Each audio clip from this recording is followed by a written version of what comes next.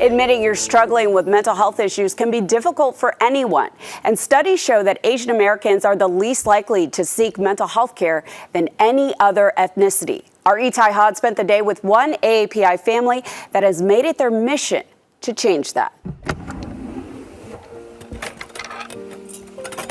No matter what, once a month, Nancy Lee and her family set the table at their home in Hillsborough, California for a special dinner. It's not a birthday or a holiday, but a new tradition that started after a tragedy that changed their lives forever. I'm not thinking about anything else, so that's kind of the best part of it. It's just kind of relaxing, you just kind of focus on the food. 3 years ago, Nancy's husband Joseph was diagnosed with an incurable cancer. The news came just weeks after his own father passed away. All this as he and Nancy were in the middle of a divorce. In March of 2020, Joseph took his own life.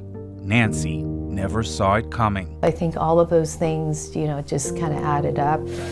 Making matters worse, because of the pandemic, there was no funeral and few people to talk to. And even if there were, Nancy says, she struggled to find the words. I was just telling people he passed away. I didn't say how. Growing up in a traditional Chinese household, she was taught not to complain and to just carry on. And that's exactly what she did. You just don't really talk about your hardship so much, right? And typically you kind of keep yourself down and you keep working and you do your thing. This here's my dad. Her daughter Charlotte says she too kept her father's suicide a secret. It was a shock. I really never thought about mental health before or suicide. Those were two foreign concepts to me.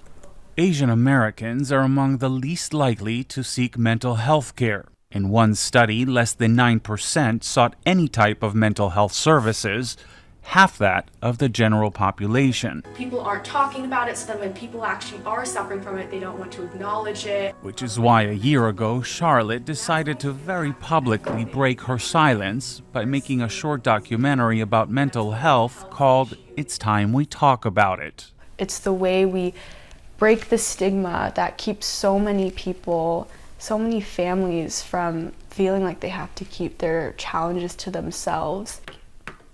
It's why these days, Nancy, Charlotte, and her brother Daniel get together with their extended family at least once a month, where they can check up on each other and discuss whatever's on their mind. With everything that's happened to, my family, we've gotten so much closer. I think my mom and I have, I'd say, become like best friends through all of this. I've gotten so much closer with my brother. How was your day?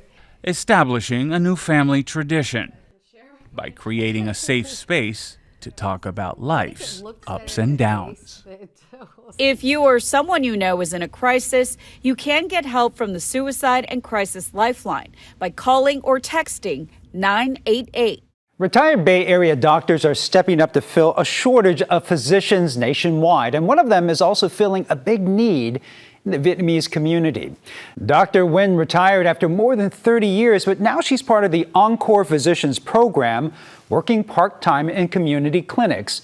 At the La Clinica San Antonio Neighborhood Health Center in Oakland, she continues her life's work.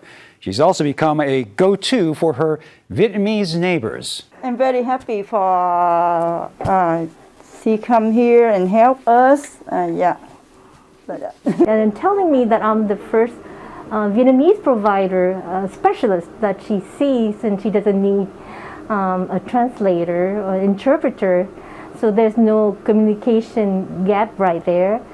And she was, so happy. That really made me happy.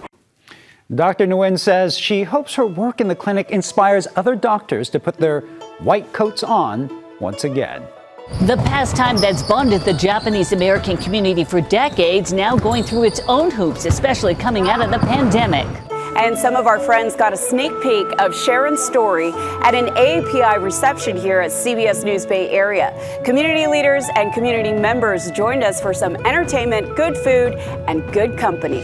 We'll be right back.